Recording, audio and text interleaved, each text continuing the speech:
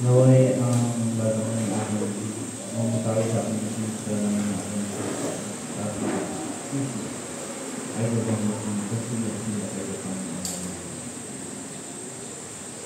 sa pangalan ng Ama, ng Anak at ng Espiritu Santo. Amen. Good morning po sa ating lahat. Good morning din po. Isang kagalakan sa bawat isa na sa araw na ito tayo po ay nagtatalagang muli ng bagong Pura Paroko. At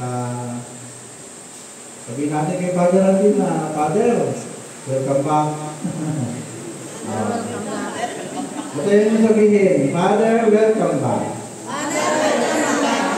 Palakpakan natin ang kanyang galing.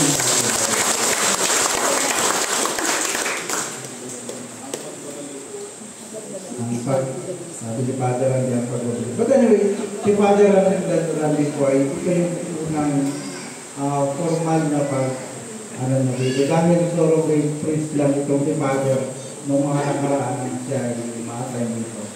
Kaya ito yung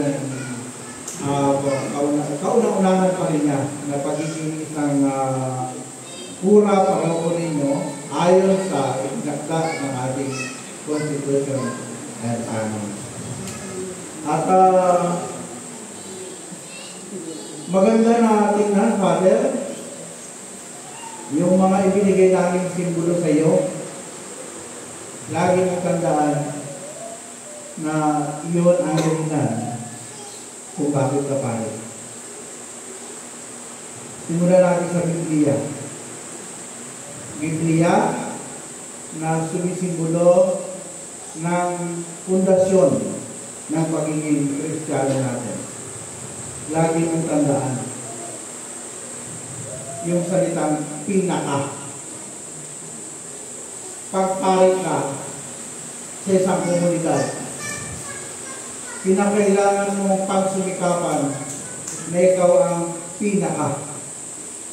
Pinaka masipag magbasa ng Biblia, pinakamatalino sa pag-interpret ng Biblia, because in this community you are the number one theologian. Ikaw ang nagbibigay ng kahulugan sa mga katanungan ng ating mga miyembro upang sila ay alalayan sa pag-unawa sa banal na kasulatan. Kaya pag kayo merong hindi naunawaan sa Bible, magtanong lang kayo kay Father Randy at magsagot niya lahat. Ano? Dahil ang pag-interpret ng Biblia ay hindi basta-basta. Kaya nga sa seminaryo, Introduction to the Bible pa lamang ay isang semestre na. Dahil ang Biblia ay hindi yan pwedeng saluhin mo lamang ng kaunti, and after 6 months, pari ka na. After 6 months, pastor ka na. Pag magaling ka ng sumigaw, pastor ka na. Hindi. Dapat malalim ang iyong pag-unawa sa banal na kasulatan.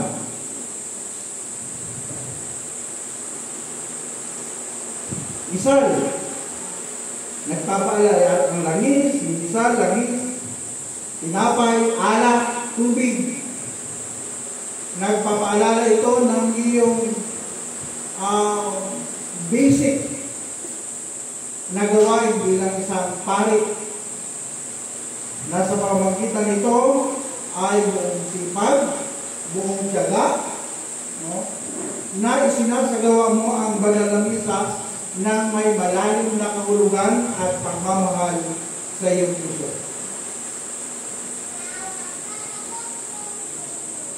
Ang langis ay nagpapaalala rin sa atin ng ating responsibilidad upang tingnan, puntahan ang mga may sakit, dalawin sila, pahiran ng langis kung kinakailangan, magbinyan tayo ng may malalim na pag-unawa para ang mga miyembro natin ay magkaroon ng malawak na pagkakaalam sa ating simbahan at ating pananampalataya.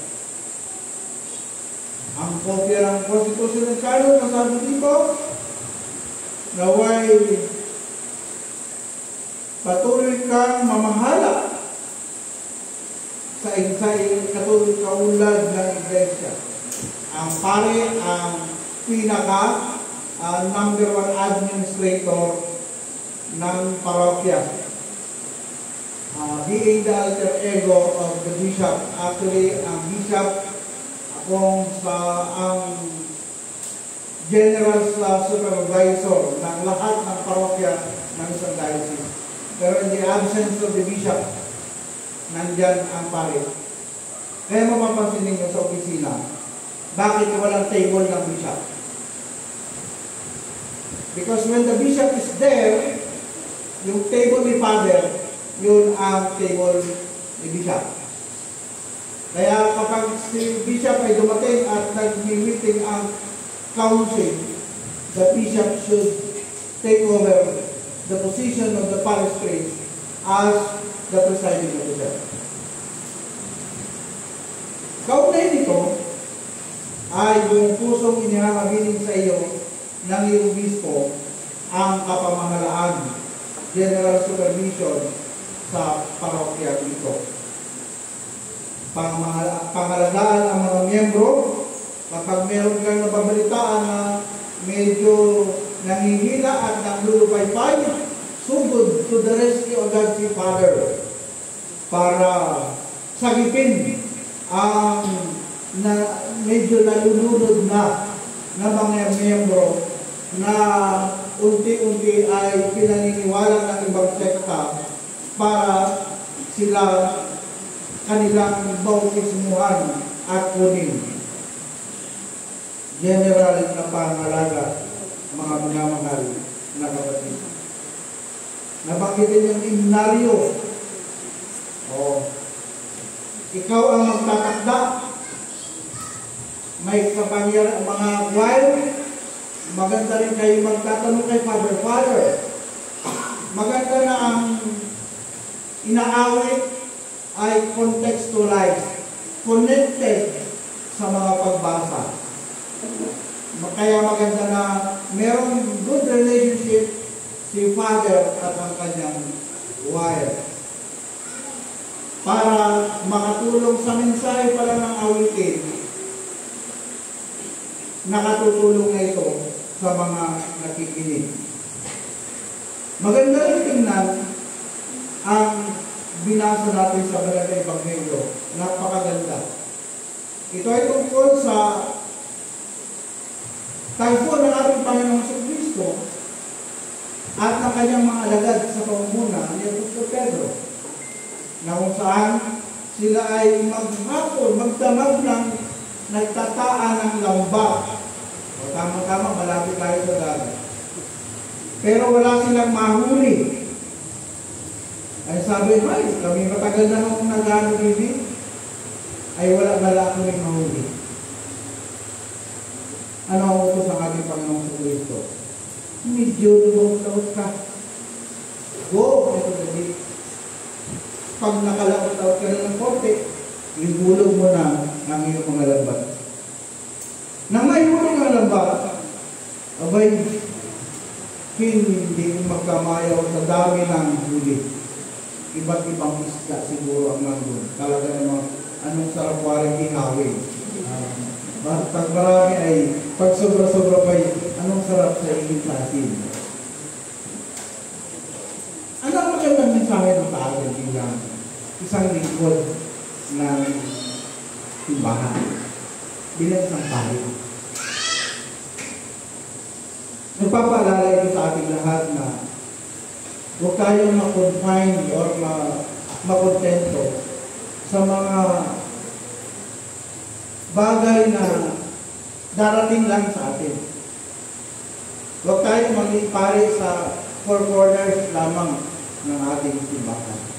Huwag! Lalabas ka ng simbahan. Lalabas ka ng kumbento. Dadalawin mo ang iyong mga constituent. Alalahanin mo na yung membrong mahirap papasok sa simbahan, yan ang dapat maging challenge sa iyo.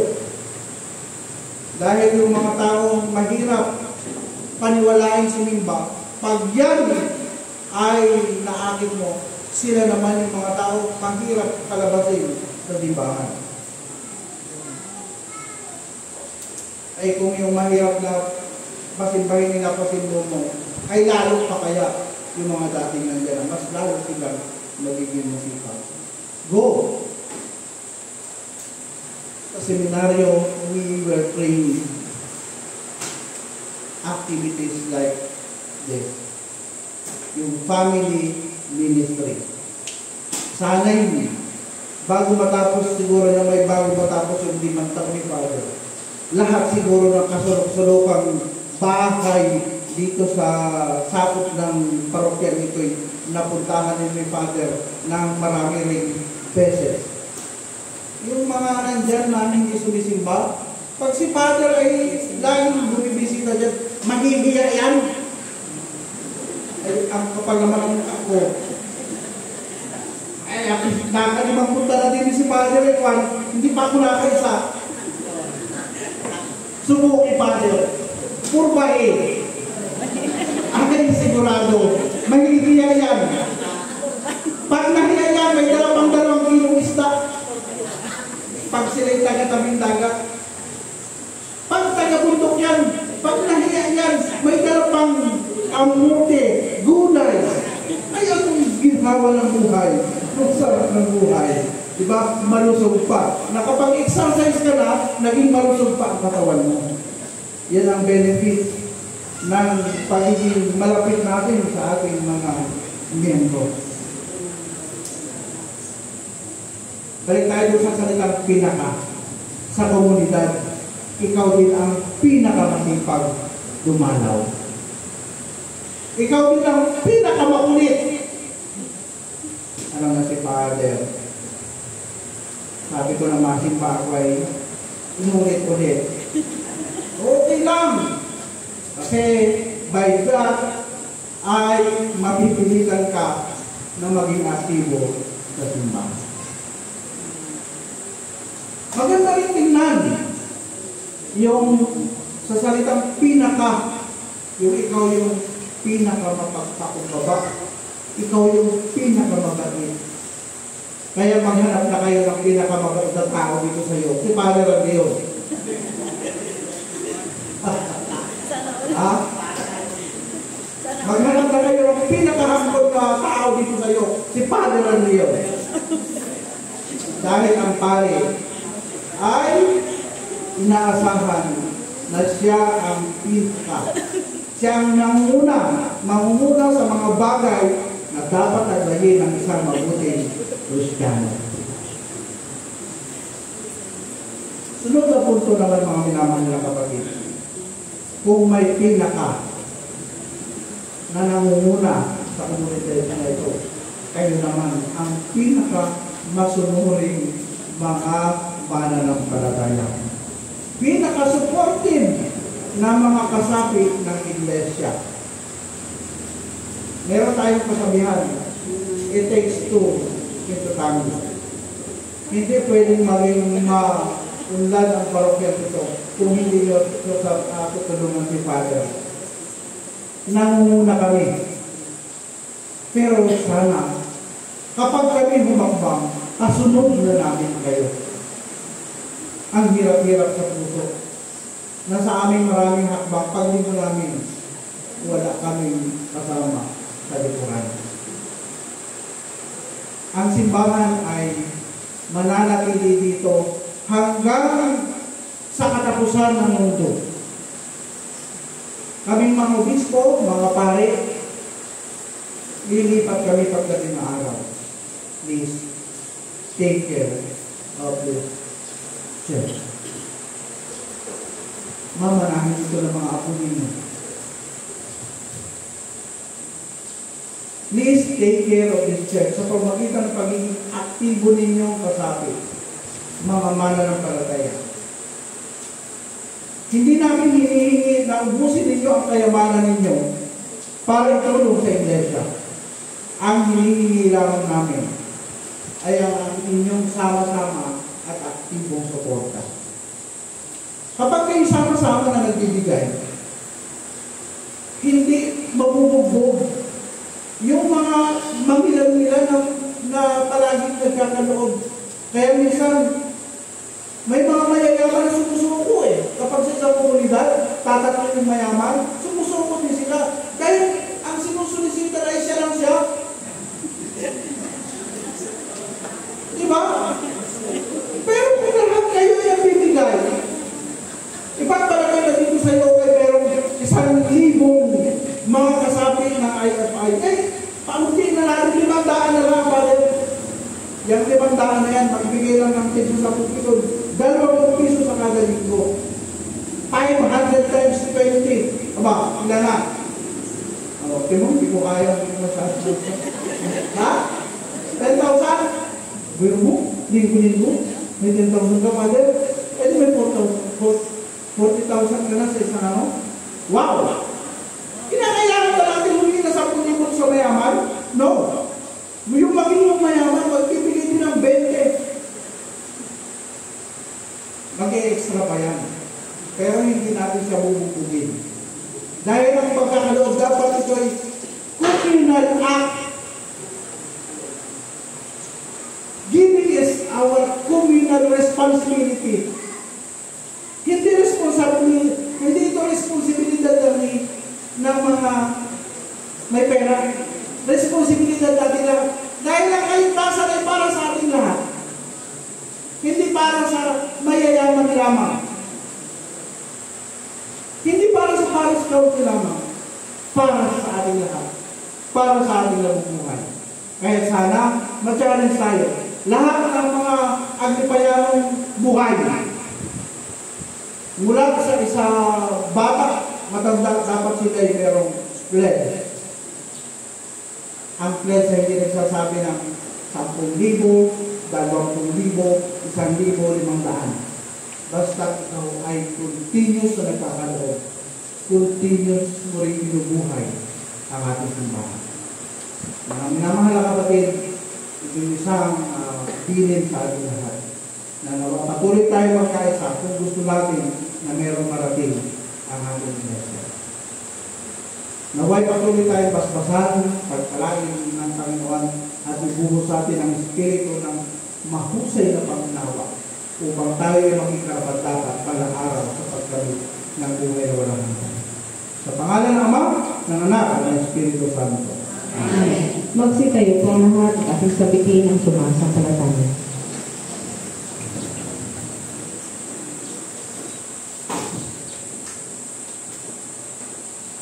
Sumasampalataya tayo sa isang Diyos Diyos ang mga kapangyarihan, na lumikha ng langit at lupa, at ang lahat ng nakikita at pinakikita. Sumasampalataya tayo sa isang Panginoong Jesucristo, buktong na anak ng Diyos na mula sa Ama magpapanagsimula ang panahon. Diyos buhat sa Diyos, liwanag buhat sa liwanag. Diyos sa totoo, buhat sa Diyos sa totoo. Kakaisa sa pagka-Diyos ang Ama. Sa pamamagitan niya ay kinikha ang lahat, na para sa ating mga tao sa kaligtasan, ay nanaw siya buhat sa langit. Sa pamamagitan ng kapangyarihan ng Espiritu Santo, ay pinanak siya ng kahilin tao. Ipinakak sa krus ang alang sa ating panahon ni Poncio Pilato, napakasakit namatay at ligid, at muling nabuhay sa itong araw sa katuparan ng mga kasulatan. Umakyat siya sa langit at naluklok sa kanyang Ama, at muling darating na maluhati upang kuman mga buhay at mga patay, at ang hari niya ay walang hanggan. Sumasampalataya tayo sa Espiritu Santo, ang Panginoon sa pagbigay ng buhay, na nagbubuhat sa Ama. Sinasamba siya kalahati kasama ng Ama at ng Anak. Nagsalita siya sa pamagitan ng mga propeta. Tayo sa Iglesyang isa, Katolika at Apostolika. Niniwala tayo sa isang binyag sa papatawad ng mga kasalanan. At hinintay natin muling pagkabuhay ng mga namatay at ang buhay na walang hanggan. Amen. Magsiluhod po lahat para sa panalangin ng bayan. Mga minamahal na kapatid, sa ating pong panalangin, isama natin sa ating pagsusumamo ang patuloy na paggabay ng Panginoon sa buhay ng lahat ng mananampalataya sa parokya nito. Lalo higit ang ating bagong talagang pura paroko na si Father Randy Magnus at ang lahat ng konseho ng parokya. Tayo patuloy na rin manalangin para sa buong Santa Iglesia ng Cristo sa lahat ng tao ayon sa kanilang pangailangan. Kaya ang magiging sama-sama natin katutunan, Panginoon, pakinggan mo ang aming panalangin na itinamin.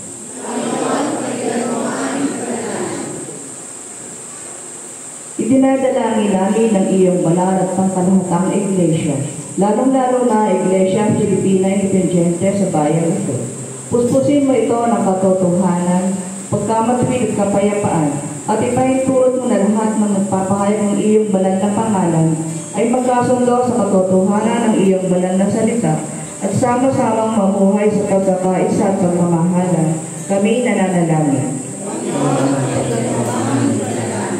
Pagkalooban mo ng biyaya ang makalangit ang lahat ng obispo, pari at diakono, lalong-lalo na ang aming obispo Maximo na si Joel Perlares at lahat ng obispo ng ating simbahan. Sa pamamagitan ng kanilang pamumuhay at pagtuturo, ay maipahayag naman nila ang mga katapatan na iyong tunay na bibigay buhay na salita at mapakasiwaan nila ang iyong mga banal na sakramento. Kami nananalangin. Isinasamo namin pagharian mo ang mga puso ng lahat na namumuno sa pamahalaan ng bayang ito at sa lahat ng iba pang bansa. Lalong-lalo na ang aming Pangulo, ang aming punong lalawigan, ang aming punong bayan. Magpasya naman sila ng buong talino at may katarungan at may sa katuparan nila ang kalayaan, kapayapaan sa galingan ng iyong bayan. Kami nananalangin. Sa sangkataon ay pagkaloob mo ang iyong mga langit na biyaya.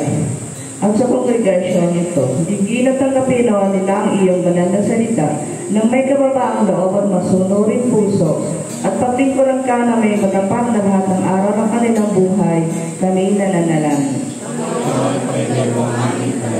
Isinasamo namin, Panginoon, sa iyong magandahang loob ay bigyan ng lakas at tulungan ng lahat ng nasa ligalig, may kalungkutan, pangailangan, may sakit o kapansanan. Kami nananalangin.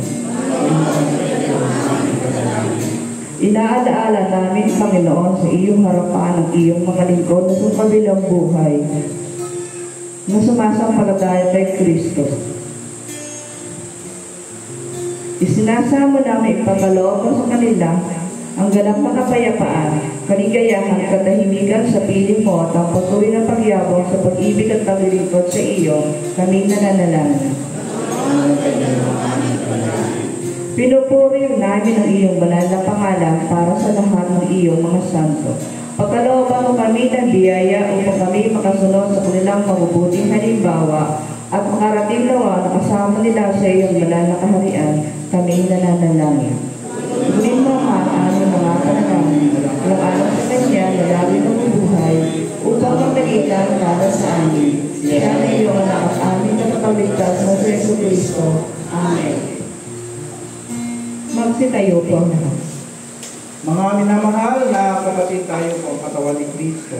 Sa pamamagitan ng isang Espiritu, tayong lahat ay pinag-isang katawan na tayo ay binyagan. Panatilihin natin ang pagkakaisa na dulot ng Espiritu sa bigis ng kapayapaan.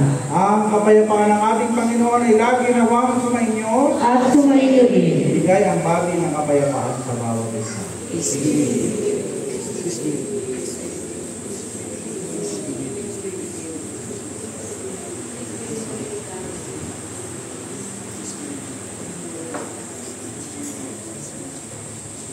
Ibigay sa Panginoon ang karangalang nararapat sa kanyang pangalan, magdala ng hain at pumarol sa kanyang harapan. Magtiyo po po lahat para sa paghahandaan ng alay.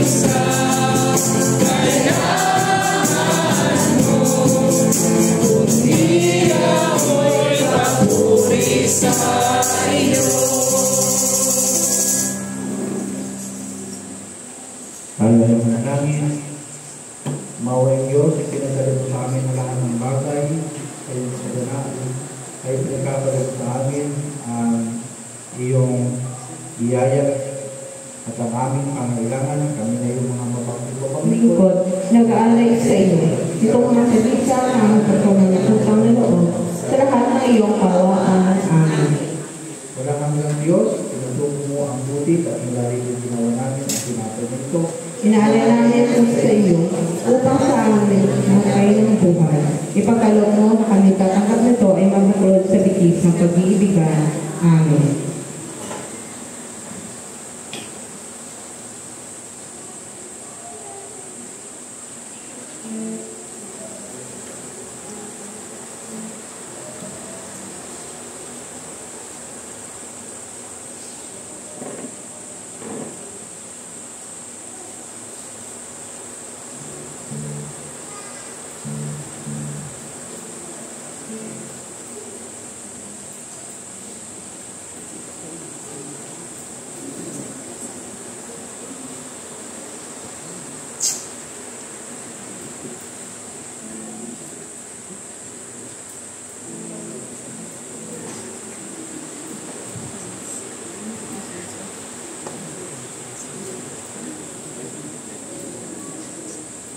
Makapangyarihang Diyos, tanggapin mo ang alak nito na aming ginawa para sa mga kaloob. Ito na yung aming espiritual upang kami natanggap ito ay magpasigal at panibagong sa paglilingkod sa iyo. Amen. Maraming salamat.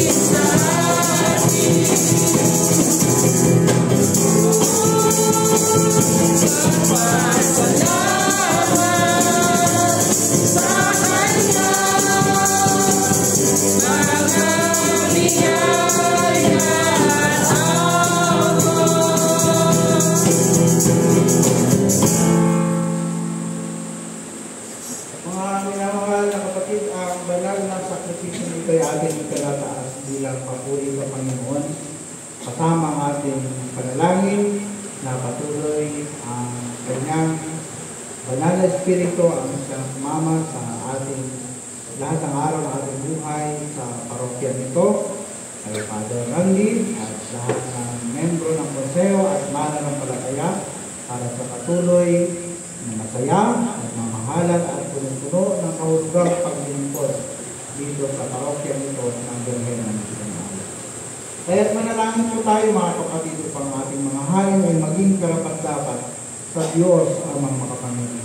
Tanggapin nawa ng Panginoon ang ating hain sa kapupuri at paghati ng kanyang pangalan sa ating kabubuti at kanyang iglesia.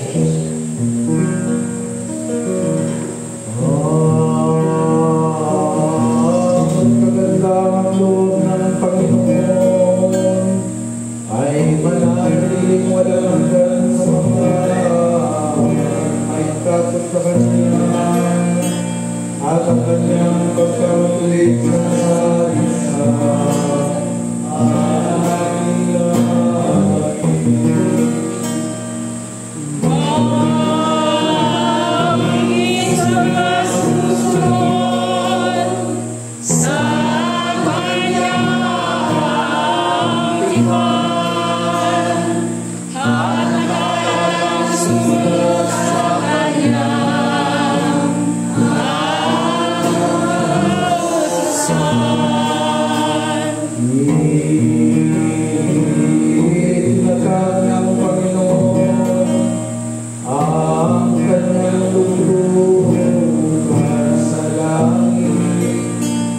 Sasakyan,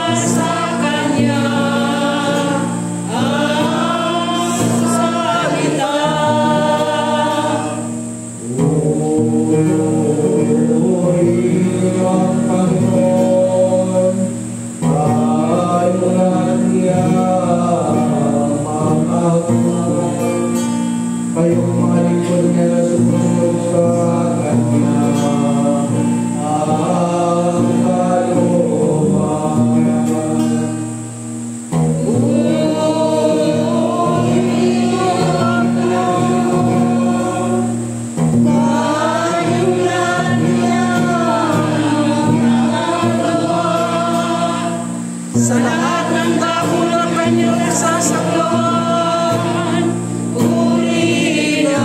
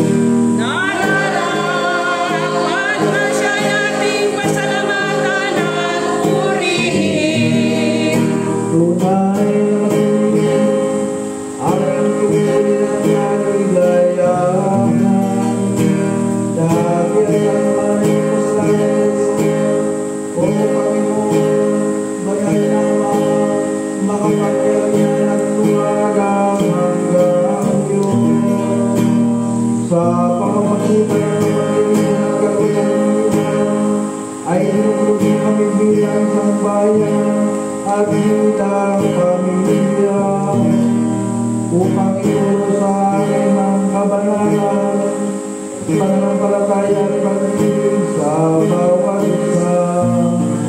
Sa amin ay magbayag ang iyong kaligtasan, kaya kasama mga mahal kami at lahat ay nanananggaling. Noong kailangan namin sinayang ang iyong kaluwalhatian, lagi nag-isip at nasasabi.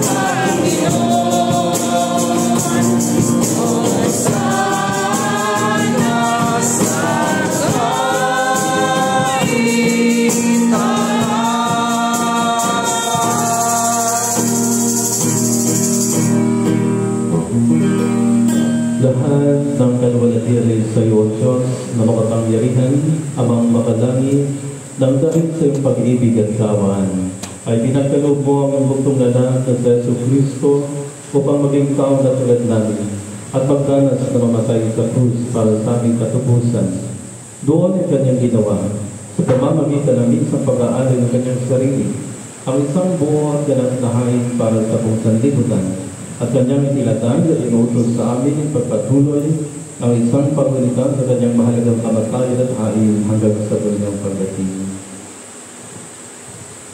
Sapagkat nang gabi siya ay pagkanulo, kumuha siya ng tinapay, nang siya ay makapagpasalamat, kanya itong piniraso at ibinigay sa kanyang mga dagdag at sinika. Kunin, kanin, ito ang katawan na pinagkakaloob sa inyo, gawin niyo ito bilang pang-alaala sa akin.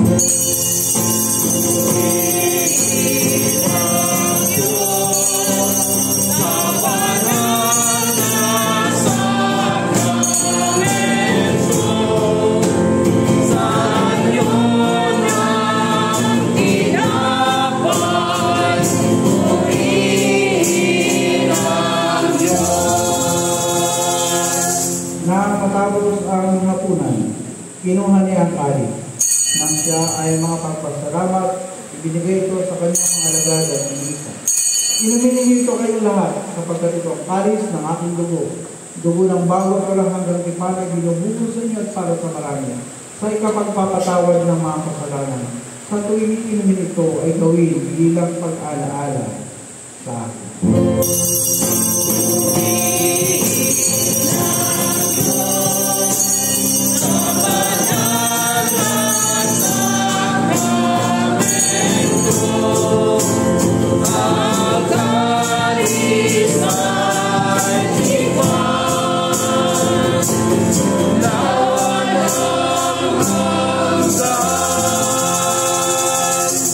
Ipagbunyi po natin ang misteryo ng ating pananampalataya.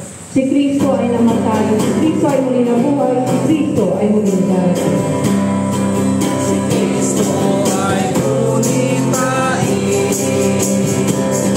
sarili ay inihain, bilang pagkain inuwi, sinasasaluhan natin, hanggang sa siya'y dumating, hanggang sa siya'y dumating. Kaya nga, Panginoon at Amang nasa langit, tinaganap namin na mga panglingkod mo ang pag-alaalang iniutos ng iyong anak. Sa aming pagulita sa kanyang pinagpalang pagbabasahin at mahalagang kamatayan, sa kanyang mga pangyarihang pagkabuhay maguli at malulhating pag-akyat sa langit. At sa aming paghintay sa kanyang malulhating pagbabalik, ay aming inialay sa iyo itong tinapay ng buhay at itong kalis ng kaligtasan. At kasama ng handog na ito, ay iniaalay namin ang aming mga sarili, sinasamo namin sa iyo na tanggapin sa iyong makalangit sa altar itong aming hayong papuri at pasasalamat. Iling Ama, sa kapangyarihan ng iyong Espiritu Santo, ay pagpalain mo po at pakabanalin itong tinapay at alak, upang para sa amin ay maging kamarmahal ng katawan at dugo ng iyong anak ng Yesu Cristo. Ang lahat na natatanggap ng banal na komunyong ito ay mapuspos ng iyong biyaya at makalangit at pagpapala at magigis ang katawan niya upang siya'y manahan sa amin at kami sa Kanya. At bagamat kami hindi karapat-dapat na mag-alin ng anumang hain, gayon may kinasama namin sa iyo at nagapin itong aming tungkulin at pagbinigod. Magsiluhod po. Sa pamamagitan ng Yesu Cristo na aming Panginoon, sa pamamagitan niya at kasama niya at sa Kanya, na kay sa Espiritu Santo, ang lahat ng karangalan at kalwalhatian sa iyo, o amang pagkapangyarihan, ngayon at magpakailanman.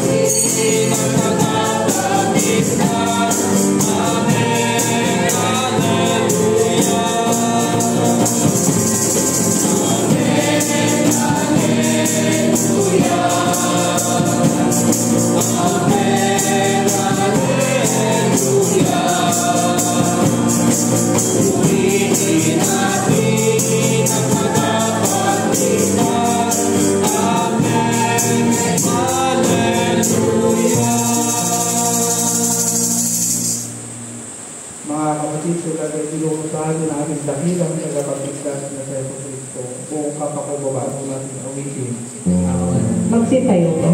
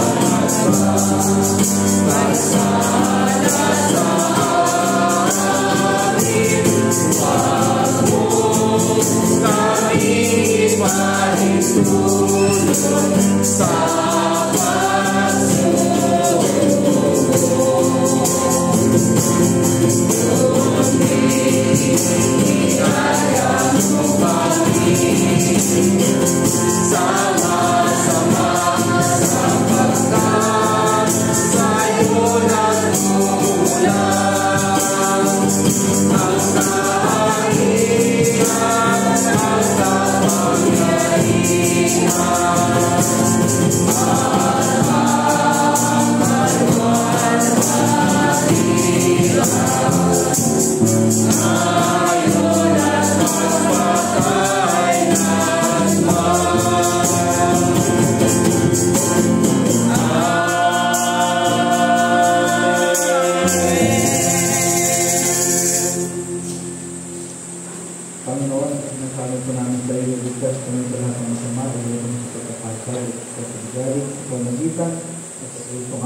Panginoon na nabubuhay at nag-aaral kasama niya sa Espiritu Santo, isang Diyos, ngayon at magpapalagay. Amen. Kordero ng Diyos, ikaw na lang. Maawa ka sa amin. Kordero ng Diyos, Maawa ka sa amin. Ipakalo mo sa amin iyong kamayanan.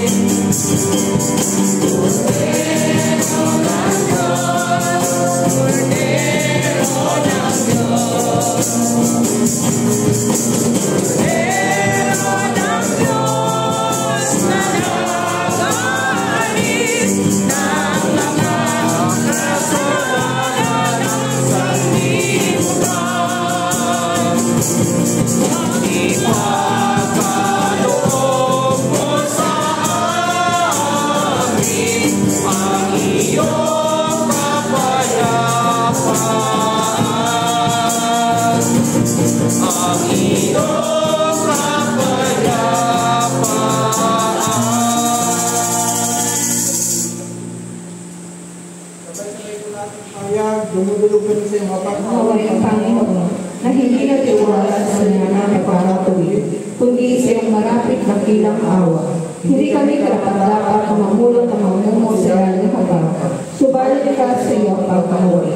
Ipatulong mo sa amin kung kayo puting Panginoon, na ating katapuin na kawalan ng natin sa Kristo, at tinagin ang kanyang tubo, upang kami na pinagkakas ng bago ng kanyang buhay, ay manaan sa kanyang faith sa amin, magpakailanman. Amen.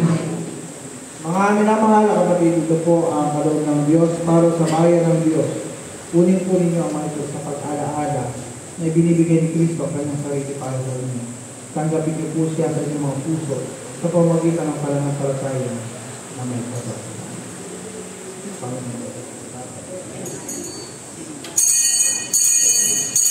Ang katawan at tuloy ng ating Panginoon. Amen.